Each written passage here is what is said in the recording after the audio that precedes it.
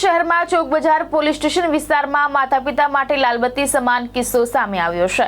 મોબાઈલમાં ગેમ રમવાની બાબતે પિતાએ ઠપકો આપતા 3 ભાઈ બહેનો ઘર છોડીને ચાલ્યા જતા પરિવારમાં હડકંપ મચી ગયો છે।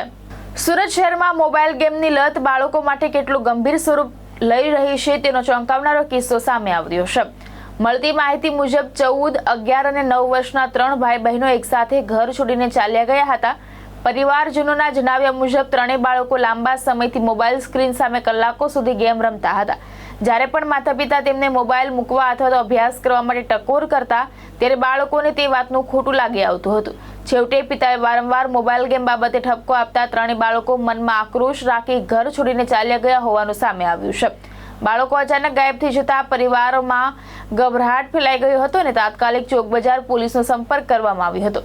પોલીસે સીસીટીવી ફૂટેજના આધારે બાળકોની શોધખોળ શરૂ કરી છે। હાલ સમગ્ર મામલે પોલીસે તપાસ હાથ ધરી છે અને બાળકોને શોધવા કવાયત તેજ કરવામાં આવી છે। ચોક બજાર પોલીસ સ્ટેશન વિસ્તારમાં રહેતા એક ફરિયાદી ભાઈ જે ટેક્સટાઇલ વિભાગમાં મજૂરી કરી પોતાના પરિવારનું ગુજરાન ચલાવી રહ્યા છે અને પોતાના પરિવાર સાથે અમારા પોલીસ વિસ્તારમાં રહી રહ્યા છે। એમને આવી અને અમારી સમક્ષ એક ફરિયાદ કરેલી છે કે એમના 3 બાળકો છે, ઉંમર વર્ષ 14, 11 અને 9। એ 3 બાળકો થોડુંક મોબાઈલમાં ફ્રી ફાયર અને અલગ અલગ પ્રકારની ગેમ્સ રમવાના આદતી હતા, તો એમને વારંવાર એમને ઠપકો આપતા હતા અને ઠપકાથી એમને થોડુંક લાગી આવ્યું છે અને લાગી આવ્યું છે તો એ સવારે 4 વાગે ઘરેથી થોડાક કપડાં અને થોડાક નાણાં લઈ અને ઘરેથી નીકળી ગયેલા છે।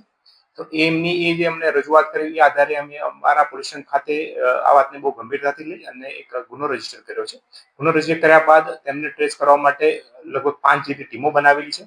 વિવિધ અમારી જે બ્રાન્ચીસ છે એમની બી અમે મદદ લઈ રહ્યા છીએ અને અલગ અલગ જગ્યાએ એમનું ટ્રેસિંગ ચાલી રહ્યું છે અને અત્યાર સુધીના ટ્રેસિંગમાં અમને થોડા પોઝિટિવ રિઝલ્ટ બી મળ્યા છે અને એની અંદર બાળકો જે છે એ ફ્રીલી ફરી રહ્યા હોય અને એ ટાઈપનું દેખાઈ રહ્યું છે। તો હાલ પૂરતું એમના જે ટ્રેકિંગ કરી અને જ્યાં જ્યાં અમને ઇનપુટ્સ મળી રહ્યા છે ત્યાં ત્યાં અમારી ટીમો અમે મોકલી રહ્યા છીએ અને હાલમાં શોધવાની પ્રક્રિયા અમારી પૂરજોશમાં ચાલુ છે।